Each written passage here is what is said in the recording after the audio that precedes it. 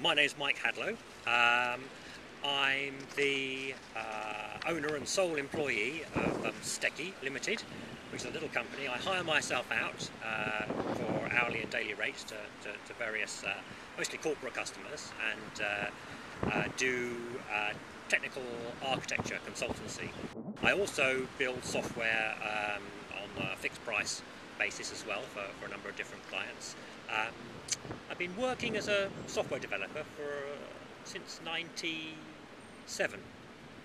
So what's that now? Nearly 12 years, I guess. And I've been freelance for 10 of those years. So I've been doing .NET since around about 2002, commercially, although I was playing with it since the alpha came out around about 2000. I guess my ASP.NET experience extends to about the same amount of time as my .NET experience, since I was doing ASP.NET web forms right from the start in 2002. I've been involved in building a number of enterprise scale applications with ASP.NET over the years. So it goes since 2002, so probably about 7 years experience with it now. And you said you'd got some experience with monorail framework as well. Yes, I became increasingly frustrated with web forms over the years, and increasingly enamoured with ideas like test-driven development and component-oriented development using IOC containers. And web forms doesn't really support that model of development very well. So I was looking for an alternative, and I came across the Castle project, and I did one application with monorail. So I was very excited when the MVC framework was announced. How would you describe ASP.NET MVC to somebody who wasn't familiar with it? Right. So MVC, Model View Controller, is as a design pattern has been around for a long time. I think it started with Smalltalk guys back in the 80s. It's basically a design pattern for structuring your user interface code, or what goes behind your user interface code. So the model is your business entity. So things like you'd have a customer object maybe, or an order object in the case of my eCommerce application. The controller is the thing that actually orchestrates the application. So decides, brings together the model, any other services, and decides what's going to happen next in response to a particular input. The view is what the user actually sees. So that's when you take the model and you project it in some way so that the user can experience it. So in the terms of a MVC framework application, that would be rendered as HTML.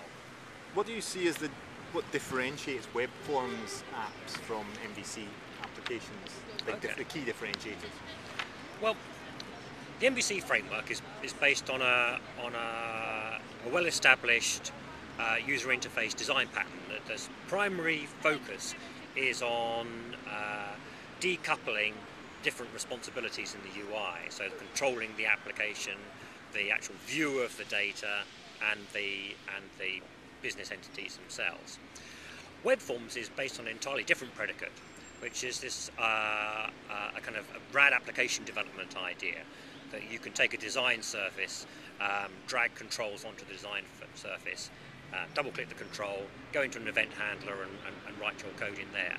So they're coming from very different points of view, I guess. Yeah. So I guess my question would be, what attracts you to MVC over web forms? What do you think are the key things that make MVC an attractive framework for you to use? Okay. Well, for somebody like me, I mean, I'm typically developing enterprise scale applications. So these are applications often with very complex business rules, written by teams of up to 20 people, often critical to the enterprises they're supporting.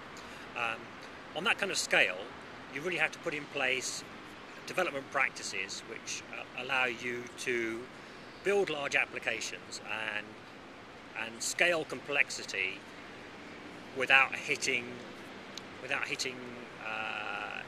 any particular sort of breakage points.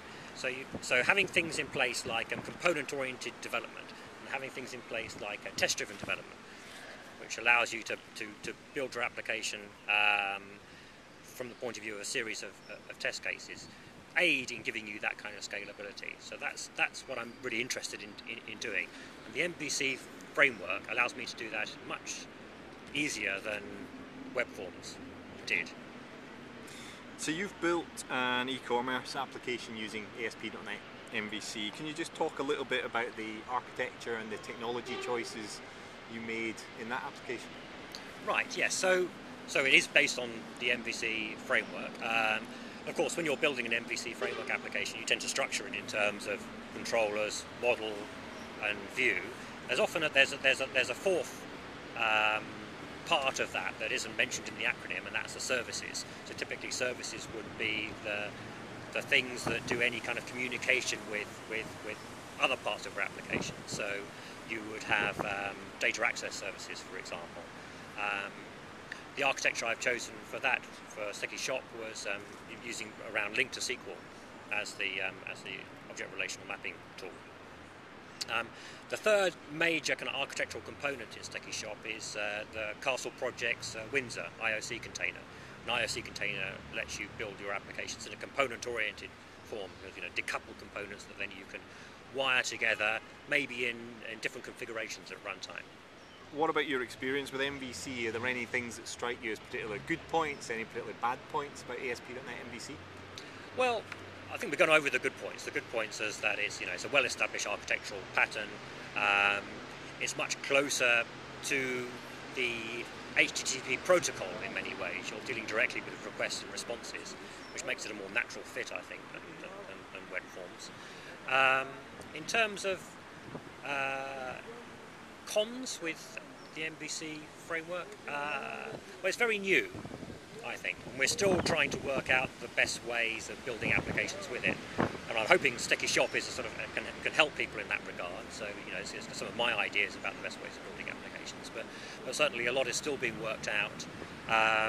There's not very much third-party vendor support for it as such. So if you're interested in using third-party controls, for example, you're still much more there's a much richer marketplace around web forms in that respect.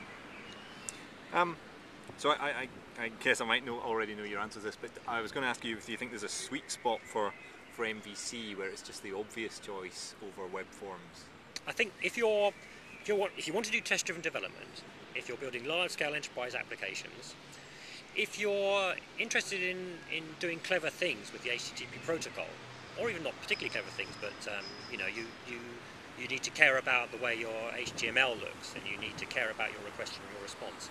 If you want to do component-oriented development with an IOC container, any of those things, I would definitely recommend the MVC framework above web forms.